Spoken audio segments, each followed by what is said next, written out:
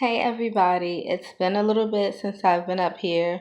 We are about to talk about Genesis 3. I apologize to you guys. I wanted to do this twice a week, but my dog had a litter of puppies. And if you've never dealt with a litter of puppies, woo, let me tell you, it is a lot of cleaning. It's a lot of cleaning, a lot of feeding. We've had to clean them a lot because they pee and then they roll in it, and I can't do odor. So I've been watching these puppies like my mind is bad. But I felt so terrible about not being able to hold up the intentions that I had of, going over scriptures with you guys at least twice a week. So this video will probably be a bit long because there's a lot in Genesis 3. So I probably won't, I'm not an editor when it comes to video. I don't like the cutting and stuff. I feel like I cut out a lot of important stuff. So I will probably only be able to get this on YouTube and I'm shared on Facebook. So I'm asking you guys to please share this video. It's really important to me that scripture gets out. We share so many other things and it's nothing wrong with what you guys are sharing out there. I'm just asking that you find the word to be just as important to share because we are supposed to be fishers of men and disciples and we're supposed to spread the gospel. So I'm trying to, pinpoint things that I don't think everybody looks at on a daily basis or when we're in church, So when I am in Genesis 3, and again, I'm in my Sefer, it's called Bereshit in the Sefer. It's just Hebrew for Genesis. So in the scripture, the very first thing that jumped out at me was it said, now the serpent was more subtle than the other beasts of the field, which Yah had made. Now, I want to look at that because if you don't pay attention, he's subtle. He's not, big. He's not loud. He's subtle. Not only is he subtle in how he approaches you, really sly, really demure, coming at you like really unassuming. He's subtle in his appearance. He's not large. He wasn't heavy or anything. He was slight. He wasn't dense. He was small. So he was subtle not only in his mannerisms, but he was subtle in his appearance. So you're not caught off guard when you see him. You're not put on guard when you see him. It's just, oh, okay, it's a serpent. So that was the first thing that I looked at. And then it says, and he said unto the woman, yea, has Elohim said, you shall not eat of every tree of the garden? And this right here was interesting to me. My notes froze. This right here was interesting to me because it says every tree of the garden, like he's made the whole world. So clearly the whole world is at your disposal, and that's incorrect. And that's something that we still struggle with today. Just because we can do something, just because we have the physical access or the intellectual ability to grasp or comprehend something doesn't mean that we should. So we as humans have this terrible habit of, trying to push boundaries, trying to defy things, defy the laws of things. You might hear the puppies in the downstairs. They're fighting. They're at that little 6-week age where they battle. There's not really a quiet place for me in my house anymore. But we have this terrible habit of thinking, if I can get access to it, I have the right to it. The Father made everything for us. He made this whole world at our disposal, and clearly He didn't. He set that rule early in Genesis with this tree. This tree is here, but it is not for you. And we need to learn how to start respecting the boundaries that the Father has set forth for us. It's the same things like with the food that we eat. Oh, just bless the food, just pray over the food. God made it. It's okay. We can consume it. No, He said don't eat it. The next thing I see in here is that the woman said unto the serpent, we may eat of the fruit of the trees of the garden, but the fruit of the tree which is in the midst of the garden, Elohim has said, ye shall not eat of it, neither shall ye touch it. I think we emphasize a lot upon the whole eating it, consuming it, but we don't look at the fact that He said, don't even touch it. Don't take part in it at all. Don't go, I'm not consuming it, but I just want to play with it. That's still the temptation part. We're not even supposed to touch it. We're supposed to completely be set apart from it. That's another theme throughout scripture that we don't look at, being completely set apart for something. We want to say, oh, we're believers, oh, we're Christian, oh, we're righteous, but I just dabble in this. Oh, I just have friends who believe in it, and I'm not in control of my friend's life. I'm still together. The Father said, don't even touch it.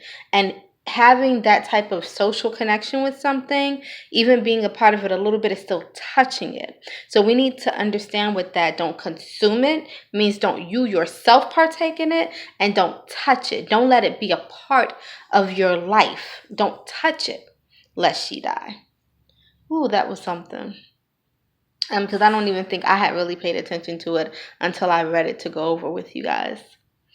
So then the serpent says to the woman, ye shall not surely die. Now, here it is where the enemy wants us to start questioning, am I really going to get in trouble for this? I mean, this is God, right? He's so forgiving. He's so merciful. He loves us. All I have to do is ask for forgiveness. I'm going to be okay. Just because this is not New Testament, don't think the same rules don't apply, okay? Because we saw in Genesis 1, he knew the beginning. He knew the end from the beginning. He already knew he was going to send the Messiah down. The Messiah was already in heaven. So don't let him get you tricked up with the whole, surely you're not going to get punished just because you do this, because he's going to forgive you. He said don't do it, right? So he says, Elohim knows that in the day that you eat of it, then your eyes will be open and you shall be like Elohim, knowing good and evil. I love that part, because right there he says your eyes will be open, right? They were already able to see. There was nothing wrong with their physical eyes. He's meaning that third eye. And so many people give so much reverence to this third eye. And I want you to know right here in scripture, this was the third eye the Father was trying to keep us away from. So right here the serpent says your eyes will be open and you will be as Elohim. The same people who have that symbol of that eye are the same people going around calling themselves gods. And it said you will be as Elohim. It says it right there. Be careful about thinking that you're so wise and you know everything. The scripture tells us that wisdom and intelligence can be adverse to submission to the kingdom, because his ways are not our ways. So just because you think you have a knowledge of something, you don't know how he's going to work something out. And intelligence and wisdom can sometimes be a hindrance to us because we think that we can calculate and be a step ahead of him on the same level as him, and we can't, because we can't see the future. We don't know how it's all going to unravel, how it's going to unfold. We just know we just know, from our past experiences and our own perspective, but we don't know it all. He was trying to protect us. Okay. And then she says, and the woman saw that the tree was good for food because you could eat it, and that it was pleasing to the eyes. Pleasing to the eyes. So not only this whole tree, see, here it is. First of all, it was get her to be willing to eat the fruit. Get her to be willing to eat it. So she said, okay, I see it's good for food. But then it was, it's not just good for food. It looks good. It looks good too.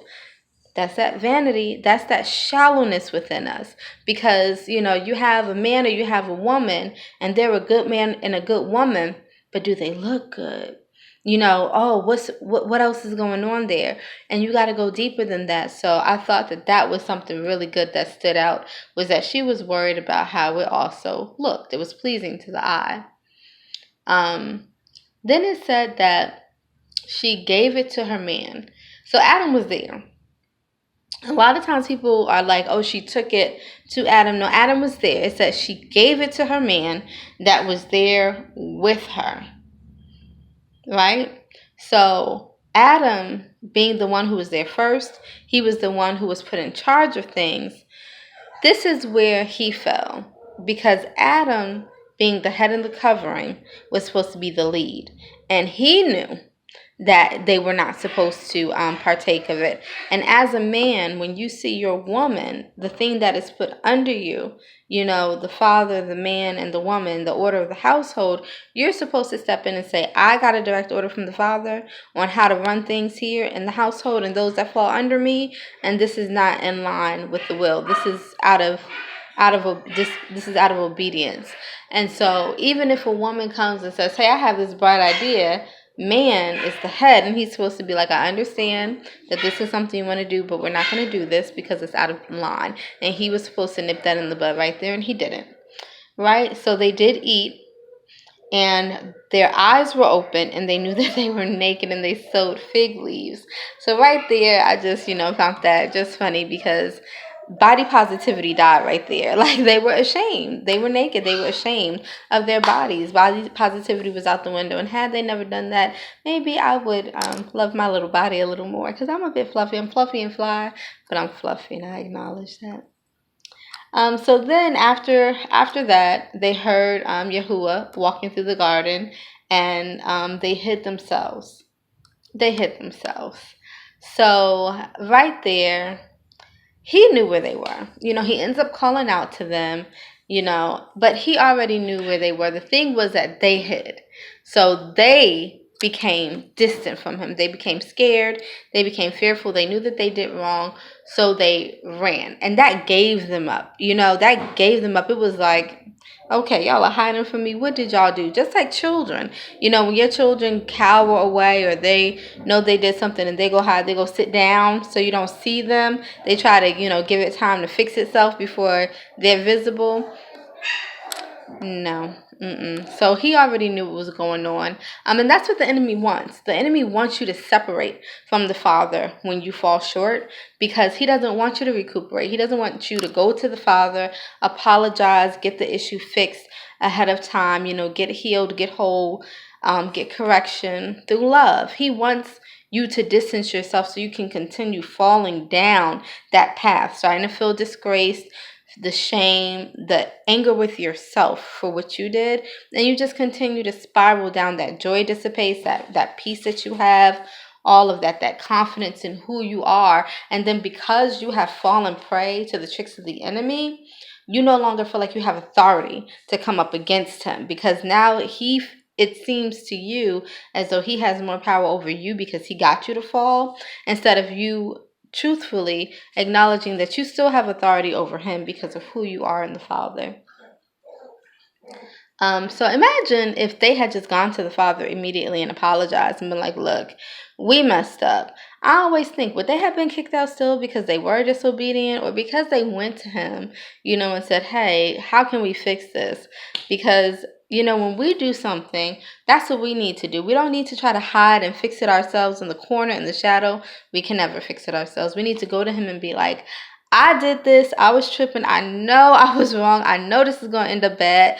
Help me, because only you can. That gives us the best choice, the best chances of redemption, of turning that thing around. That's the only way to do it. So always go directly to him as soon as you mess up. Don't keep thinking, I'm going to him again. It's better to keep going to him than to stop. You never know. You never know when he's going to get tired. And I'm not going to say he's ever going to get tired.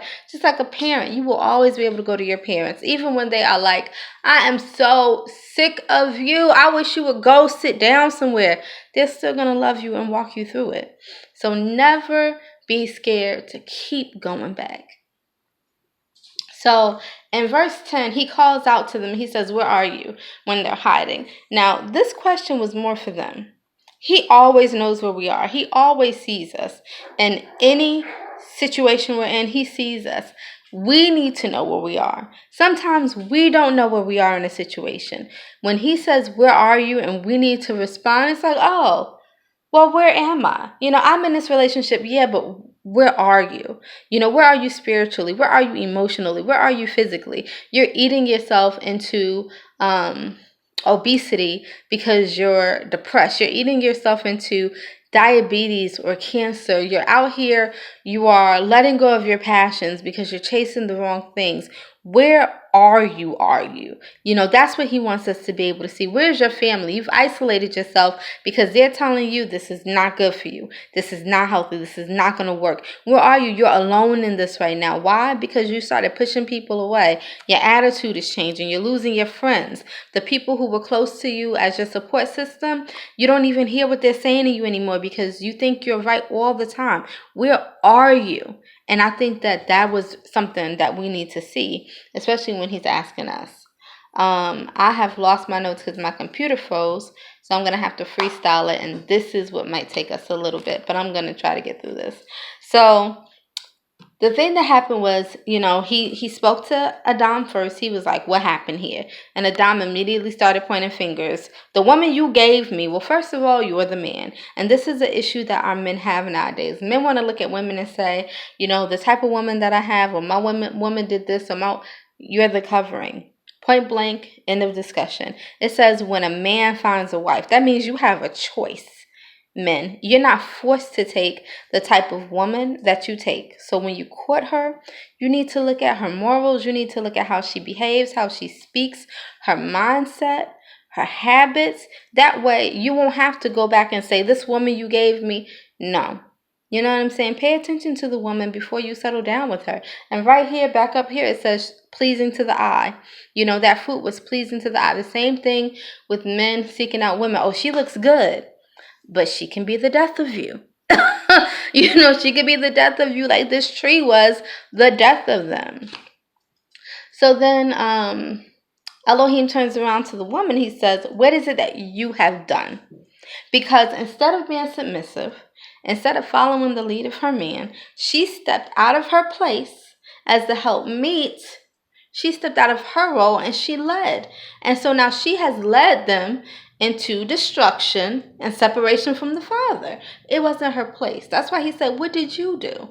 You know, and going back to Adam, he says, the woman you gave to be with me. You gave this woman to me as a companion, not as my leader. You gave her to me to be with me as I do things and as I lead her along. So then they talk about the serpent, and then the first thing Yahuwah does is he curses the serpent. Interesting. I don't know if you guys ever noticed this. The curse of the serpent was that he was going to be upon his belly. So if his curse is to be upon his belly, that means he was not originally on his belly crawling. I think that's so dope. We don't look at how things change. And we want to talk about evolution. Well, in the scripture, it just shows you right there that the serpent was not originally on his belly. And I believe, and we'll read this later, he was more, he spoke, you know, obviously he spoke. He was able to deceive the people. So they communicated verbally, okay? Then he says, I will put enmity between you and the woman, and between your seed and her seed. It shall bruise your head, and you shall bruise his heel. This is important, and we're going to see this in another scripture that I'm going to want to talk about. The woman, he said, I will greatly multiply your sorrow and your conception. I will greatly multiply your sorrow and your conception. If you multiply something, what does that mean? It means something had to already exist. Eve was already giving birth. She was already having children. That's why her sorrow in childbirth will be multiplied, not I'm going to cause you to have pain when you finally have children. She was already having children. That's why there was an increase in her pain for that process. Your desire shall be to your man, and he shall rule over you. Right there, the Father had to set order, right? Because Eve was out here looking for the knowledge from the tree. And that's how we as women are. We want to know things. We're curious. We're ambitious. That's why that tree was so alluring to her. So he had to bring her back under her man. Women want attention from men now. We care about how men view us. We're in competition with ourselves and other women about how much attention we can get from men, the types of men, what we can get men to do for us. And so this was part of that. Instead of you being independent and out there on your own, trying to learn things and be the man and the lead, I'm going to bring you back to have a desire for man, and he's going to rule over you. Then, for man, because you've hearkened to the voice of the woman and eaten of the tree, you shall, saying the one that I told you not to eat of it, you have to work the ground. And it's going to be hard labor for you. Our life was not meant to be hard. What we have to do, going to corporate America, working all these hours, not really getting benefits that mean anything for our lives, this was not his original design for us. I cannot wait until we go home and we live in the spiritual realm and have the lives that we were meant to have, because this was not it. Our bodies are breaking down quickly. Even when you exercise and you eat right, you still are temporary. This body is a temporary vessel, and we just were not meant to live the way that we're living here now. So yeah, he just talks about all the things.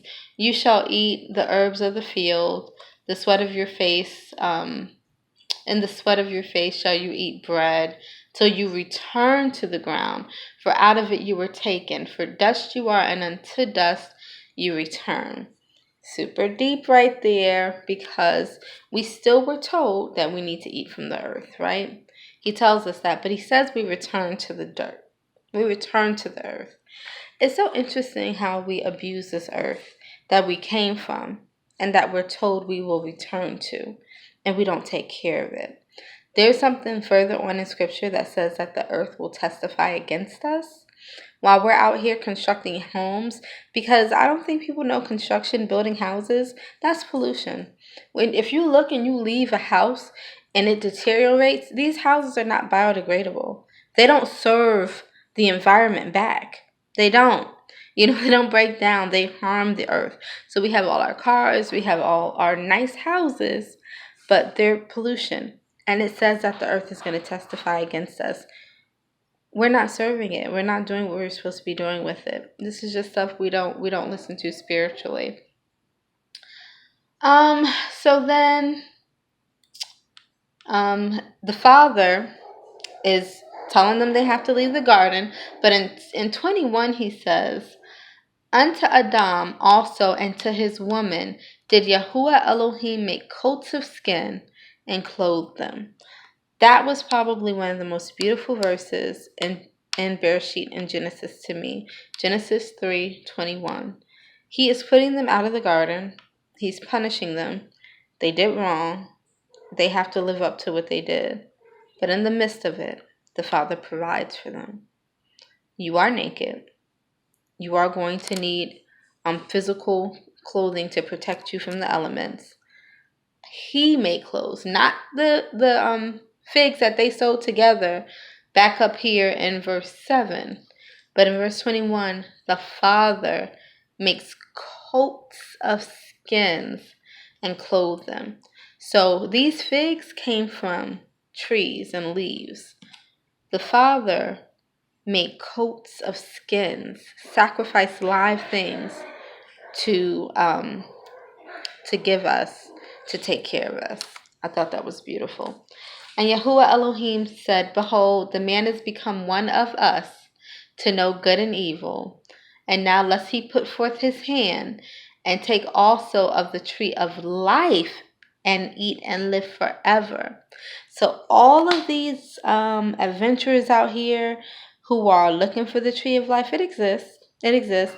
But as you would know if you read more into your word, the Father has a way of hiding things that exist that are for spiritual connections that he knows our hearts, our minds, our spirits, our souls are not ready or not capable of handling because we are not him. But it says he has become as one of us. One of us. Now, who is the us he's talking to? Do you know who the us he's talking to is? Just like in the beginning, he said, "Let there be light." He's giving orders to the heavenly angels, to the celestial bodies. He's issuing orders verbally, like Proverbs said, the fruit of the tongue, and they're being carried out by the angels. So he's saying man has become as one of us, the heavenly host. And there is this tree of life out there that exists, and if you eat of it, you will become immortal. It's right here in scripture. It's here. It's hidden because we don't need to partake in it, because we were just shown that we are easily tempted and we are not obedient. And if we knew where it was, we would go there. And the way we are so wicked as people, none of us needs to be immortal. We would do no good to humanity if we lived forever. There is evil out there that needs to have days numbered. And if we did live forever and forever and we didn't have to think about the consequence of death, imagine what we would become. Some of us are only good because there is a threat of a finite life where we have to go to judgment. I believe that a lot of us are only good because of that. You know, we lie to ourselves and say, no, I'm a good person. I'm not going to lie and say I might not be a different person if I didn't think I'm going to have to answer for my actions one day. If I could live forever, who knows who or what I would be, because my way of thinking, my perspective would be so shifted, so I'm thankful that him being who he is and knowing what he knows, he's hid the things that he's needed to hide from us. So he sent them out, he drove them out, and placed at the east of the Garden of Eden the cherubim and a flaming sword which turned every way to guard the way of the tree of life. A flaming sword. When I think of a flaming sword, I think about volcanoes. Like, no one is venturing down into a volcano to find anything. You're not going to survive lava. You're not. The magma in the earth, the crust of the earth. I mean, there's so many things when I hear flaming sword that I think of that are protecting the tree of life. So that's Genesis 3. I hope it was interesting to you guys. I hope it made you guys think. I hope it makes you guys want to read your word, to just see the gems that are in scripture that we just read by. Oh, I read my scripture today. I read it, but did you comprehend it? Did you ingest it? Did you really study it to see what it's really saying? And the next time you read, pick it apart. What is it really saying? What really happened here? What did I not see before? And how does it connect to something else I may have seen before that I hear people talk about? So that's it for today. I'm sorry, I have really bad allergies messing with these puppies and cleaning. So my nose has been itching a lot. And I know that's probably really unattractive for you guys to have seen. So that's it. Shalom.